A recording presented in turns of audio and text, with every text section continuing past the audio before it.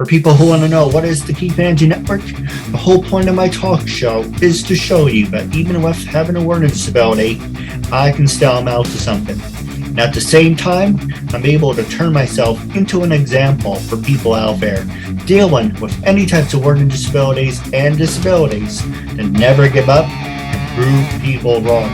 Prove to them that labels do not dictate who you are and who you're going to be, so prove them. Still amount to something. Ladies and gentlemen, my name is Keith Andrew, and this is episode 950. That's right, it's officially 950. We are on the road to 1,000. We gotta reach our goal.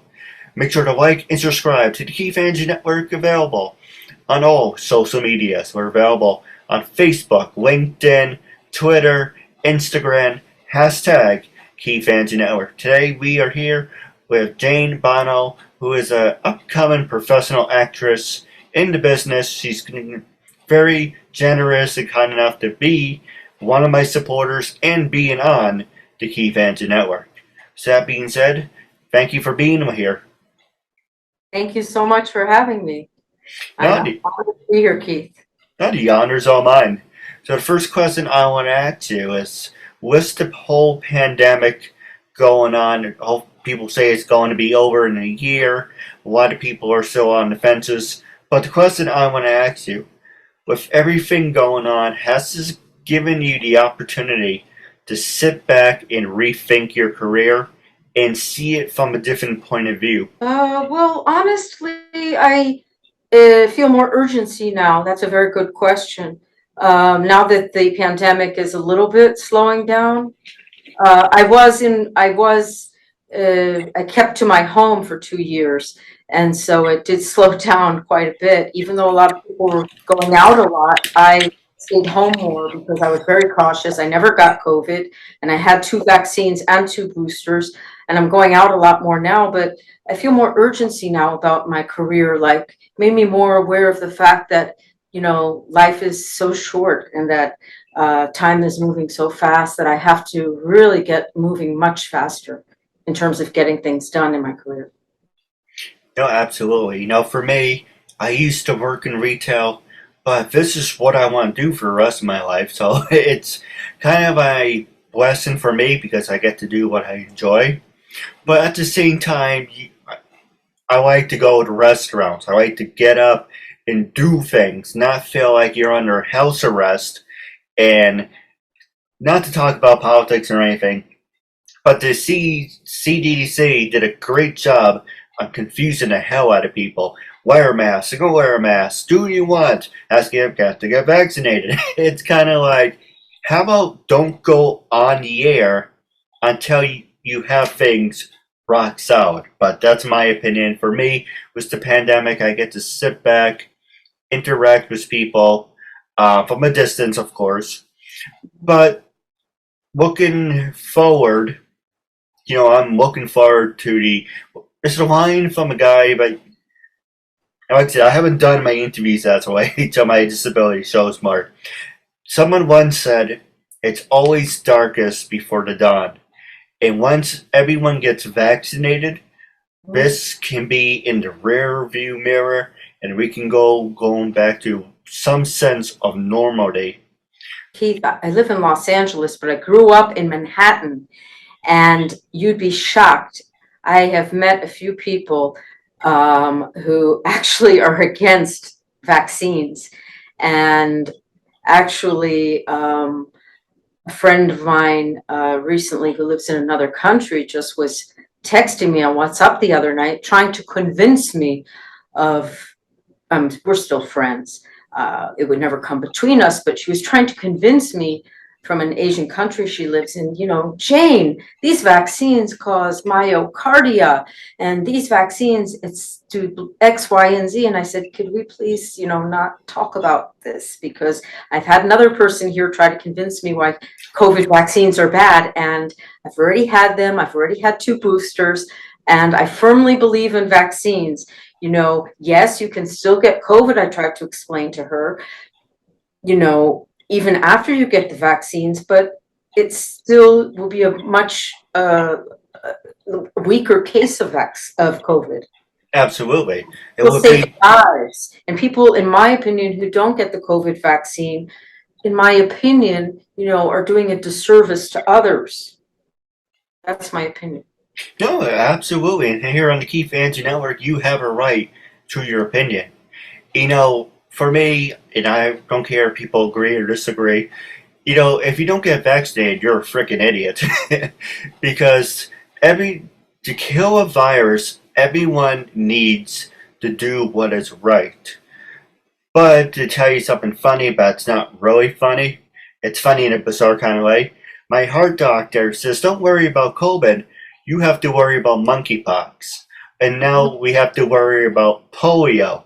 It's kind of like we're going backwards instead of going forwards. The point is, you're supposed to learn from history, not repeat it. Well, I still do feel that it should be a choice. I mean, I don't think it should be a mandate. Uh, Although I'm quite a liberal person, but to say that immunity, as some people are trying to convince me, can fight COVID is just, in my opinion, preposterous. That's true.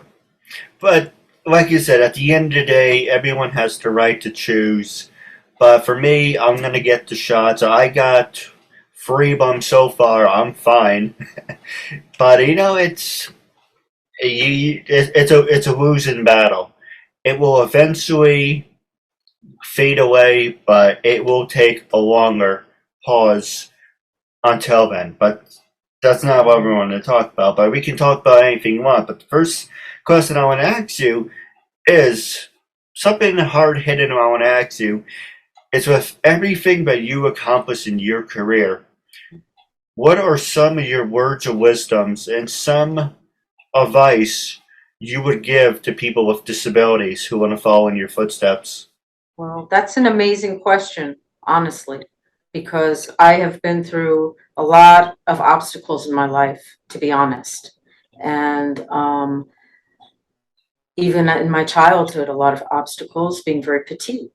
And also, coming from a divorced family in New York City and other obstacles. My family was never really in support of my acting, although they paid for my acting classes ever since I was a child. And I wanted to be an actor, which just came naturally to me. I just was exposed to it in day camp in upstate New York, my mother says. And I just wanted to be an actor once I was exposed to it. But they paid for the classes, but then they didn't expect that I would want to continue when I was older, and they didn't really support it and didn't believe in it, because I come from a family that, their parents were immigrants, Jewish, and they wanted me to be very successful financially like they were, because their parents didn't have a lot, and to get a good education, which I did. But my advice always to people and to my own daughter is never to allow anyone to stop you in life from doing what you want to do with your life. I always said to myself, that I have to accept myself. I am not going to, at a certain point in my life, as I got older, I said to myself, I cannot live my life anymore to please other people. I have to live my life to please myself, and trying to live my life to conform to what other people wanted was making me very unhappy, because I could not deny to myself any longer that I was a creative person, and trying to fit into the mold of what I thought my family wanted. And you can only choose your own path. I've read about very famous actors who went to medical school and their parents didn't accept that they were actors, and later went on to be very famous. Only you can determine your own course in life, and your life is yours to live. And anyone who is not in support of your goals and your dreams for your life, I would question their motives. You have to negate or erase the voices of people. You have to drown them out, all the negative voices of people who are against whatever your goal is in life. I didn't mean to laugh. And everything you just said, that's absolutely what I'm going through. My family thinks this is just a hobby. I'm trying to prove to them it's not a hobby. It's what I want to do for the rest of my life. And to answer your last point that you made, you are your own worst enemy. That voice in the back of your head, you do something fantastic. You feel wonderful. It takes that one poke, or it takes that one jab, and that voice chimes in. It's not going to work out. You're only setting yourself up for failure, or you listen to what other people think. Does he really understand what he's getting himself into? He's giving up a lot. He's acting. He's trying to think, oh, it looks it looks so fabulous on TV, but you really don't know the hardships. But at the end of the day, you have to do what you feel passionate about. And that's the next thing I want to ask you is, what was that at exact moment that lit a fuse that said, you know what, I actually found what I'm passionate about? That's a very good question, Keith. All I remember from my childhood was when I was 7. My parents were divorced when I was a child, and I grew up with a stepfather and stepmothers. And all I remember was, going to day camp. My mother told me about it, but I do remember getting a lead part. The only thing I remember about acting when I was a child, when I was about 7, was someone came up to me and said, "We want you to have the lead part in this play as Merlin the magician. Would you like to do it?" And I was so flabbergasted from, being flattered, because I didn't expect it, because I didn't think I was that good as an actor. I guess that was my first exposure to acting when I auditioned for that. That I said, "No, it's okay. I don't think so." And I ended up playing a chipmunk instead of the lead part. So I just continued and continued and continued. What lit a light bulb? Well, I went to Stage Door Manor, where other actors went, like John Cryer. It's another sleepaway camp in Loch Sheldrake, New York, and I won some award there for another part I played. I think it wasn't an exact moment, but I think being in another character takes me out of the mundane world of everyday life. It's an opportunity. It gives me an excitement to step on stage, because I started in theater. Just the preparation, but actually stepping on stage and being in another character is just a thrill for me. It's sort of like dancing or like sports. It's just an excitement that I couldn't live without. When the curtain comes up and the lights, come up, and it's your time to step on stage. It's that moment. My father's a lawyer, and he always said he had that when he would step in front of the judge, when, "I don't know if I can do this again." It's that moment of, "I don't know if I can do this again," but it's exhilarating. It's just exhilarating. I think you know what I mean. No, absolutely. The next question I want to ask you is, what is the biggest change you want to make in your acting career? Well, biggest change I'd like to make is, well, I mostly have done theater in my life, which a lot of actors from New York have. And when I was younger, I toured the United States 2 or 3 times. I went to 45 states in a van, which was not easy, with 10 other people. And I encountered anti-Semitism, to be honest with you. I don't know if that's a little controversial to say here. No, you can say whatever you want. Yes, it was quite shocking, even in those days, to encounter that in modern times. And I mean, from the people I was working with. But anyway, I want to do more TV and film. I mean, I've done some. I've done quite a bit, but I want to do, big roles. I can do drama or comedy. I want to maybe take on more tragic roles, maybe more convicts, not just lawyers, not just detectives, which is sort of my thing. People say I'm very tough, but maybe even, crack addicts, convicts, but also such a wide variety. I can also play, I have a very sweet side too. I can also play, a mother who loses her child, I want to show that I have the full breadth of range, because that I do, comedy and drama. I can play a wide variety of characters because I played 5 characters in one play in North Hollywood a year or 2 ago, in a play, a comedy. Well, let me ask you about this. Social media. Can social media make you or break you with everything that you accomplish from the very beginning up to this very point in time? Do you think, Facebook, Twitter, Instagram, LinkedIn, have these platforms given you the opportunity to connect with people that you would normally wouldn't see on an everyday basis? That's part one. 100%, Keith. I mean, on my birthday, like all these people like showering me with happy birthday.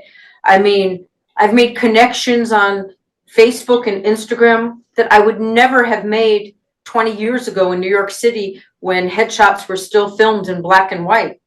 When I started out carrying a backpack, I used to go to the Actors Equity Building in the 1990s, literally, cutting ads for theatrical auditions when they were still posted in the Backstage newspaper and headshots were in black and white. There was no such thing at that time, I don't remember, of Instagram or Facebook to make connections with casting directors in TV and film. Well, if you go back to 2002, the only thing that comes to mind, let's see, Facebook came around, I think, 2004, maybe 2005, but before that was actually MySpace. Mm-hmm. Yes, I remember that. I remember MySpace. I had a MySpace too. It's funny, at the time there's a couple of other ones, but Facebook put MySpace out of business. Yeah. And it's still there, but instead of going up and down, it goes left to right, and it's kind of like it's stupid. If you're using your iPad, okay, you want to move back and right, but if you're on a computer screen, it doesn't feel right. The other thing that actually changed over the years was AIM Messenger. They actually took that down. Say, let's see, it's 2022. They took that down in 2020, 2019. They said it's dead, so they took the website down. But it's funny because you go to people's profiles on LinkedIn. It's like, oh, how can we get a hold of you? And they still have their usernames of the AIM Messenger. That's great and everything, but AIM is dead, so it's kind of like, what's the point of having something that's obsolete? But that's the thing with social media. Everything it's evolving so fast, it's changing so fast. Look at the iPhone. 20 years ago, there was no such thing. And you had the Android with the flip keyboard. I mean, that's as close as you were going to get. 20 years later, and who knows where we're going to be in another 20 years. Yes, and you're exactly right. Now you can live in Los Angeles and you can move to any city and still audition for projects in Los Angeles in TV and film, or live in Atlanta and audition for projects in Los Angeles, or vice versa, or live in Paris and audition for projects in Los Angeles. No, I agree. Who would have thought? I interviewed, thanks to you, 950 people. Who would have thought half of those people were from Canada, half of those people were from the United Kingdom? I interviewed some people from Germany. Interviewed one person, well, 2 people actually, from Japan. Social media, it's at your fingertips. You can talk to anyone pretty much around the world. Collins, it's a different story. Probably give you a phone bill, make your head spin. Yeah. But with social media, it's really absolutely amazing. So the next one I want to ask you is social media. is what's say about your fan base, because this is anyone who wants to start out.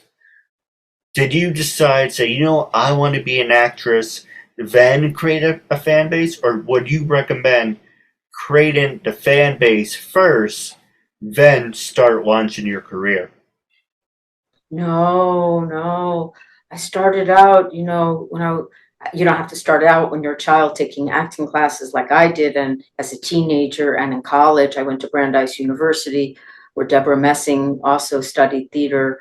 But I did off Broadway theater. I started building my resume, in my 20s in New York, credit by credit, little NYU student films, anything in New York I could do, anything non-union, um, anything, just credit by credit. You build your resume, and then slowly, you start branching out and going onto the social media. I didn't really even start to develop the social media until the last few years because I barely had time. And I started to realize I have to start doing what other people are doing. And even to this day, I took a course on how to do a very beautiful Instagram, with a beautiful layout, but I haven't even had time to do it in the way that I really want to, in a very artistic way.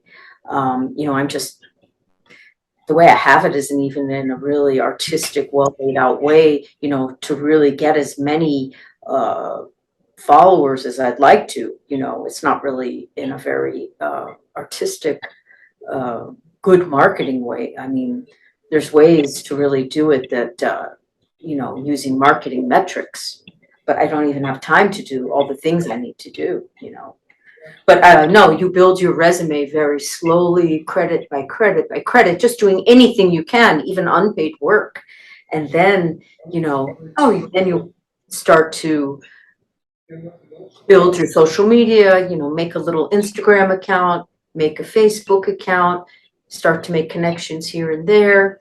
But the most important thing for an actor is always to just be seen, just to do the work, not even, not just for self-promotion, but I mean, to do the work, to be in a play, to read scripts, to be in the theater, to collaborate with other actors, to start building a resume, doing work, even if it's not paid, if they don't have any experience. You're absolutely right.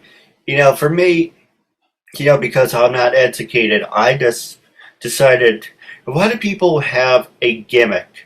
A lot of people say, what makes you different from what makes me different from you is I have a disability and I learn at a slower pace. But that didn't stop me from saying I will accomplish my goal, regardless on how long it takes. I will show people that labels do not dictate who you are and who you want to be. So, people will stack the odds against you, but it's up to you how to overcome that. But the question I was looking at your social media, one question I want to ask you is you have over 400 followers. Now, do those 400 people follow everything you do, number one, and do they have a strong, I'm almost saying, backbone? Say for you went from an audition and they say, are these people really following you or are they just there for show? So, question I'm trying to ask you is social media on your Instagram, is that your solid fan base? Well, I think so, but I'd like it to be a lot larger. And I mean, I think it will be a lot larger. What I mean to say is it will be a lot larger once I do the kind of roles that I'm planning to do. I need to, start auditioning for the kind of roles that I want to take on, much more challenging roles. I want to say that one thing in regards to rejection and pursuing your goal despite no matter what happens or what other people tell you, and disability The thing is, Keith, is that you have to take so many rejections. That's the key to it. It's very important, whether you're a writer, submitting a script, or an actor, or in any profession. You have to take so many rejections. There's always going to be many, many, many, many, many no's. Everyone has to know that out there in the audience. But there will always be a yes that comes. Like, for instance, J.K. Rowling, who wrote, you know, The Hobbit. She was broke and on welfare before she was turned down many, many times for manuscript. I mean, the stories of people that are highly successful, they were homeless at times. And everyone said no, even to Tyler Perry, to Steve Harvey. You know, you have to take so many no's even to get one yes. That's the secret. Don't you agree? Absolutely. You know, I was just thinking of my favorite cartoon, Dragon Ball. You know, there's a scene pretty much in the last arc of Dragon Ball Super. There's a tournament, team of 10, and there's a character named Master Rosie. And he's getting beat up, and there's a line where the guy says to him, how about you accept your limitations and stay in retirement? And the one line that I actually feel strongly for is my limitations can go to hell. I will show you I have no limitations.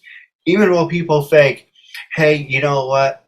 Maybe you should be a little more realistic. Maybe the talk show isn't going to work out. Maybe your acting isn't going to work out.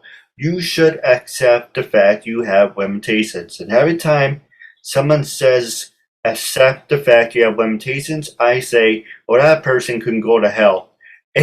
Because I will show you no matter what, as long as there's a pulse in my body and a heartbeat, I will show you step by step I can do what you can do. It may be scaled back, it may not be professional, but I will show you without a shadow of a doubt I have the heart and passion for it. And as long as you have the heart and passion for it, no one can take that away from you.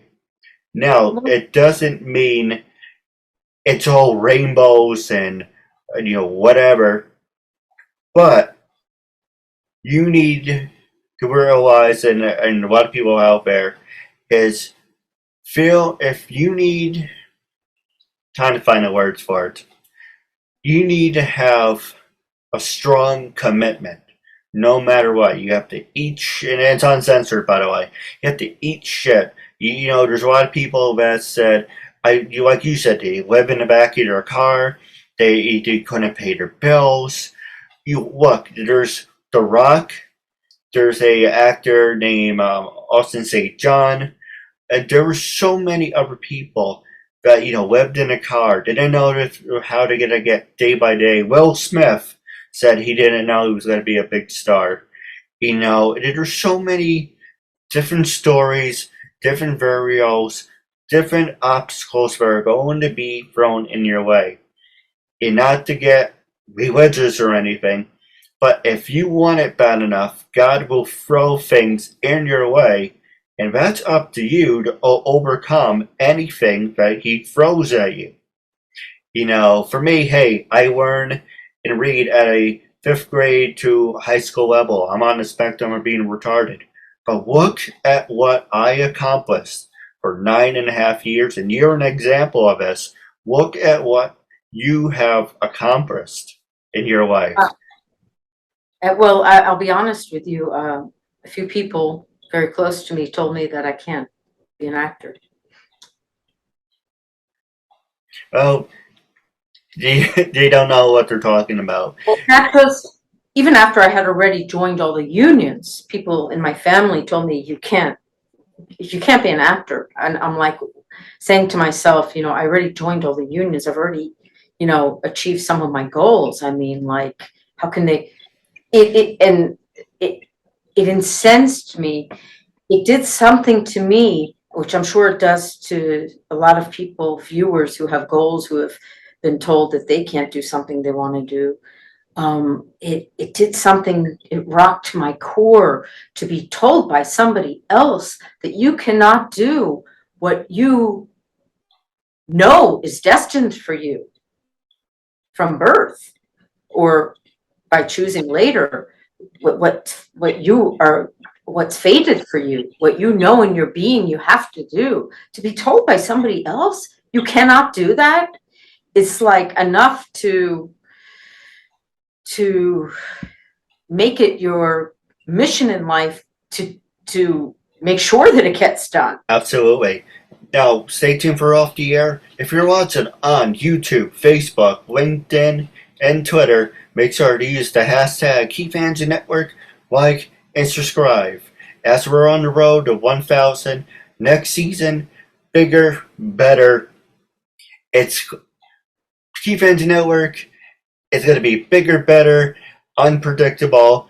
A lot of great things are in the works. Definitely like and support people with disabilities. But with that being said, it was a real honor and privilege having you as a guest, and I'm looking forward to part 2 down the road. So I say thank you very much.